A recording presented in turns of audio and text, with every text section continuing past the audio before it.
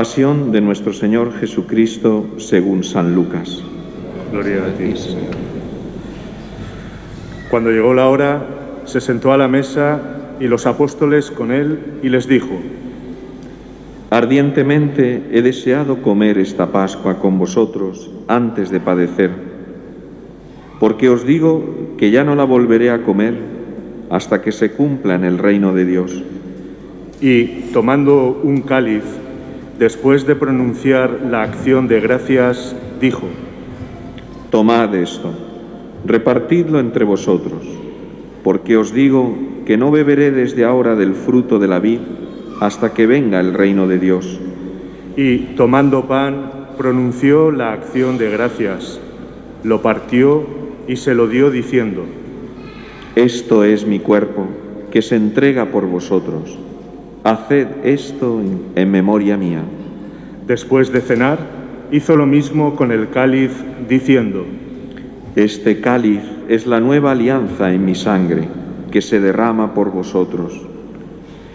Pero mirad, la mano del que me entrega está conmigo en la mesa, porque el Hijo del Hombre se va según lo establecido, pero ay de aquel hombre por quien es entregado.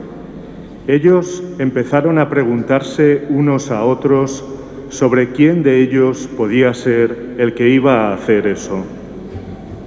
Se produjo también un altercado a propósito de quién de ellos debía ser tenido como el mayor, pero él les dijo: Los reyes de las naciones las dominan, y los que ejercen la autoridad se hacen llamar bienhechores. Vosotros no hagáis así, sino que el mayor entre vosotros se ha de hacer como el menor, y el que gobierna como el que sirve. Porque ¿quién es más, el que está a la mesa o el que sirve? ¿Verdad que el que está a la mesa? Pues yo estoy en medio de vosotros como el que sirve. Vosotros sois los que habéis perseverado conmigo en mis pruebas, y yo preparo para vosotros el reino como me lo preparó mi Padre a mí, de forma que comáis y bebáis a mi mesa en mi reino y os sentéis en tronos para juzgar a las 12 tribus de Israel. Simón, Simón, mira que Satanás os ha reclamado para cribaros como trigo, pero yo he pedido por ti para que tu fe no se apague, y tú, cuando te hayas convertido, confirma a tus hermanos. Él le dijo: Señor, contigo estoy dispuesto a ir incluso a la cárcel y a la muerte. Pero él le dijo: Te digo, Pedro, que no cantará hoy el gallo antes de que 3 veces hayas negado conocerme. Y les dijo: Cuando os envié sin bolsa, ni alforja, ni sandalias, ¿os faltó algo? Dijeron: Nada.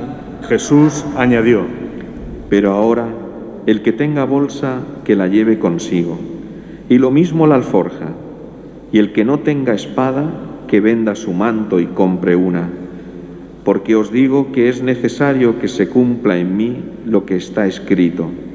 Fue contado entre los pecadores, pues todo lo que se refiere a mí toca a su fin. Ellos dijeron: Señor, aquí hay 2 espadas. Él les dijo: Basta. Salió y se encaminó, como de costumbre, al monte de los Olivos, y lo siguieron los discípulos. Al llegar al sitio, les dijo: Orad para no caer en la tentación. Y se apartó de ellos como a un tiro de piedra, y, arrodillado, oraba diciendo: Padre, si quieres, aparta de mí ese cáliz, pero que no se haga mi voluntad, sino la tuya.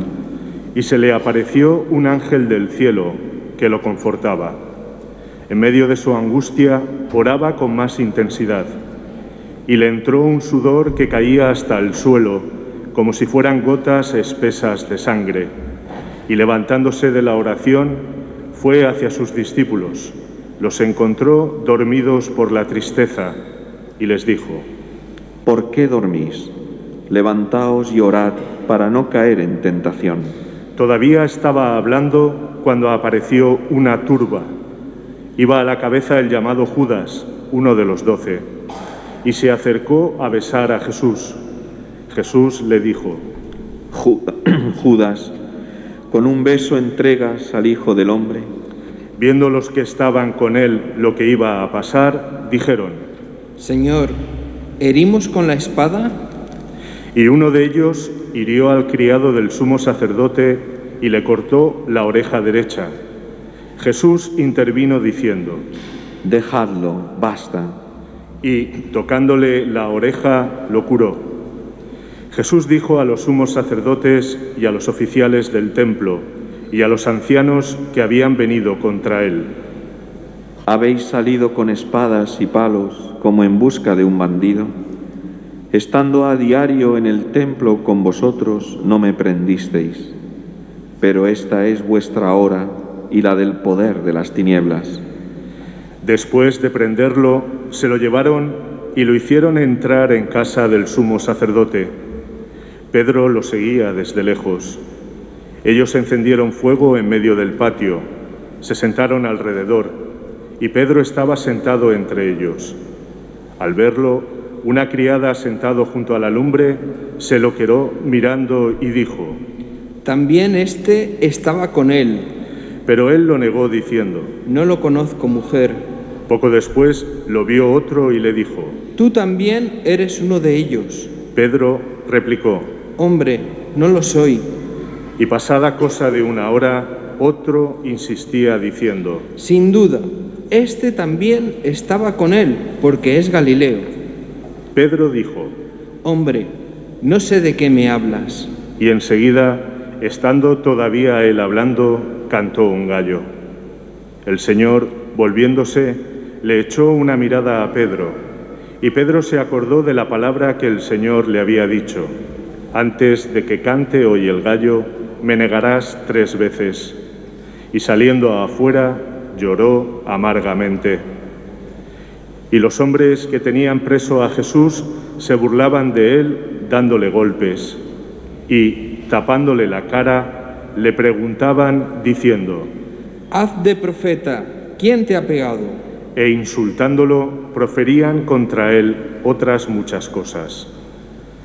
Cuando se hizo de día, se reunieron los ancianos del pueblo, con los jefes de los sacerdotes y los escribas. Lo condujeron ante un Sanedrín. Le dijeron: Si tú eres el Mesías, dínoslo.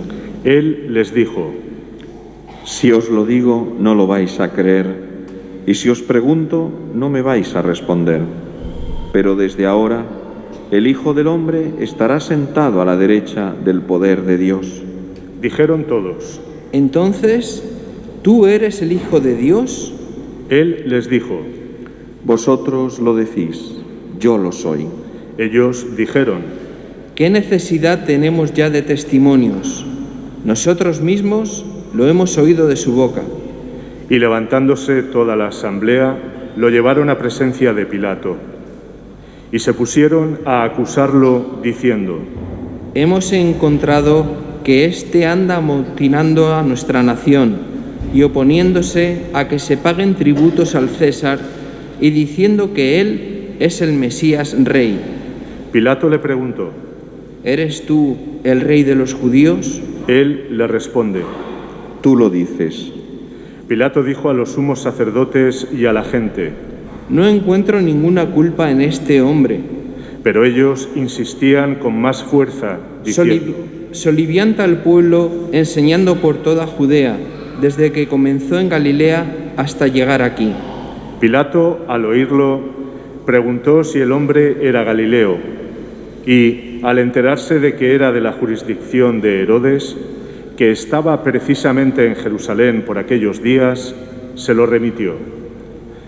Herodes, al ver a Jesús, se puso muy contento, pues hacía bastante tiempo que deseaba verlo, porque oía hablar de él y esperaba verle hacer algún milagro. Le hacía muchas preguntas con abundante verborrea, pero él no le contestó nada.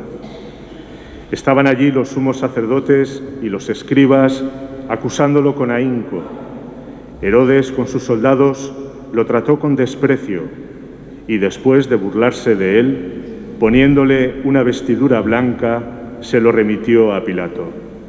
Aquel mismo día se hicieron amigos entre sí Herodes y Pilato, porque antes estaban enemistados entre sí.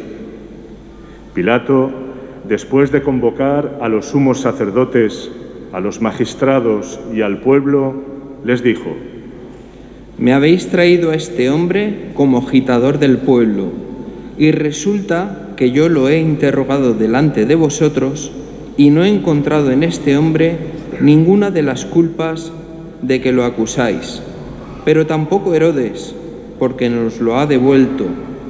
Ya veis que no ha hecho nada digno de muerte, así que le daré un escarmiento y lo soltaré.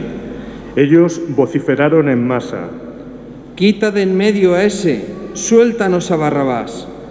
Este había sido metido en la cárcel por una revuelta acaecida en la ciudad y un homicidio. Pilato volvió a dirigirles la palabra, queriendo soltar a Jesús, pero ellos seguían gritando: Crucifícalo, crucifícalo. Por tercera vez les dijo: Pues, ¿qué mal ha hecho este? No he encontrado en él ninguna culpa que merezca la muerte, así que le daré un escarmiento y lo soltaré. Pero ellos se le echaban encima, pidiendo a gritos que lo crucificara, e iba creciendo su griterío. Pilato entonces sentenció que se realizara lo que pedían. Soltó al que le reclamaban, al que había metido en la cárcel por revuelta y homicidio, y a Jesús se lo entregó a su voluntad. Mientras lo conducían, echaron mano de un cierto Simón de Cirene que volvía del campo y le cargaron la cruz para que la llevase detrás de Jesús. Lo seguía un gran gentío del pueblo y de mujeres que se golpeaban el pecho y lanzaban lamentos por él. Jesús se volvió hacia ellas y les dijo: Hijas de Jerusalén, no lloréis por mí, llorad por vosotras y por vuestros hijos, porque mirad que vienen días en los que dirán: bienaventuradas las estériles y los vientres que no han dado a luz, y los pechos que no han criado. Entonces empezarán a decirles a los montes: caed sobre nosotros, y a las colinas: cubridnos, porque si esto hacen con el leño verde, ¿qué harán con el seco? Conducían también a otros 2 malhechores para ajusticiarlos con él. Y cuando llegaron al lugar llamado La Calavera, lo crucificaron allí, a él y a los malhechores, uno a la derecha y otro a la izquierda. Jesús decía: Padre, perdónalos porque no saben lo que hacen. Hicieron lotes con sus ropas y los echaron a suerte. El pueblo estaba mirando, pero los magistrados le hacían muecas diciendo: A otros ha salvado, que se salve a sí mismo, si él es el Mesías de Dios, el elegido. Se burlaban de él también los soldados, que se acercaban y le ofrecían vinagre, diciendo: Si eres tú el rey de los judíos, sálvate a ti mismo. Había también por encima de él un letrero: Este es el rey de los judíos. Uno de los malhechores crucificados lo insultaba diciendo: ¿No eres tú el Mesías? Sálvate a ti mismo y a nosotros. Pero el otro, respondiéndole e increpándolo, le decía: ¿Ni siquiera temes tú a Dios estando en la misma condena? Nosotros, en verdad, lo estamos justamente, porque recibimos el justo pago de lo que hicimos. En cambio, este no ha hecho nada malo. Y decía: Jesús, acuérdate de mí cuando llegues a tu reino. Jesús le dijo: En verdad te digo, hoy estarás conmigo en el paraíso. Era ya como la hora sexta, y vinieron las tinieblas sobre la tierra, hasta la hora nona, porque se oscureció el sol. El velo del templo se rasgó por medio, y Jesús, clamando con voz potente, dijo: Padre, a tus manos encomiendo mi espíritu. Y dicho esto, expiró. Nos ponemos de rodillas.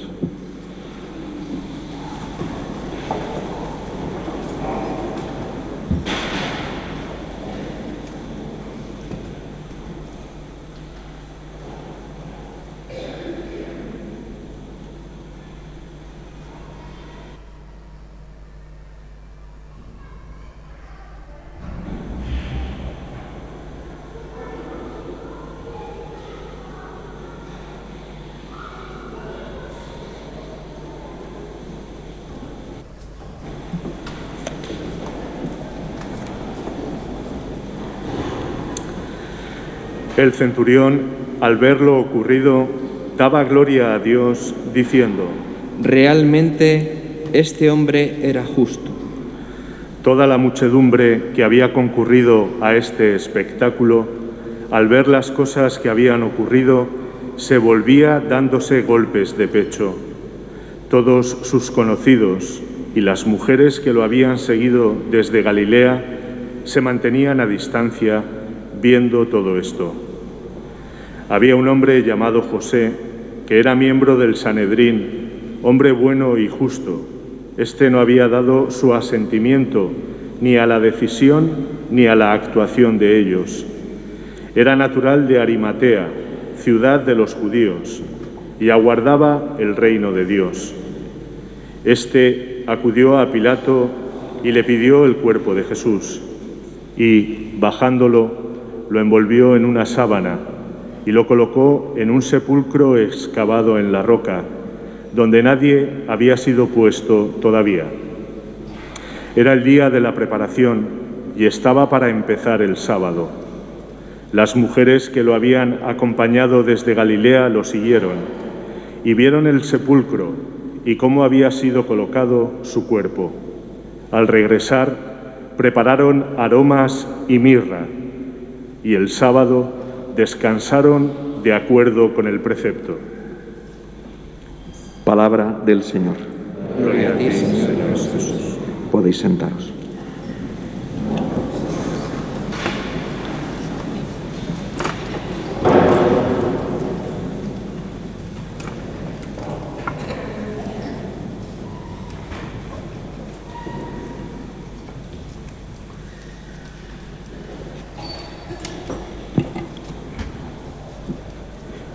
Con esta celebración en la que hemos renovado la entrada y revivido la entrada de Jesús en Jerusalén, en aquel día comenzamos el tiempo sagrado de Semana Santa.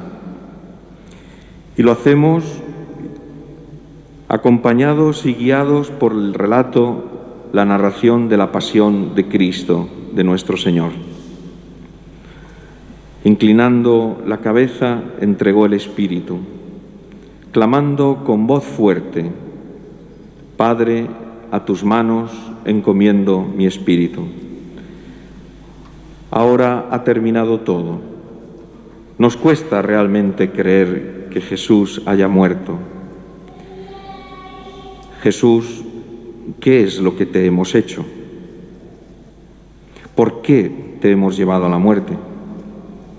¿Por qué no te hemos querido? ¿Por qué no te hemos creído? ¿Por qué hemos vivido de espaldas a ti? ¿Por qué no te hemos amado como tú te lo mereces?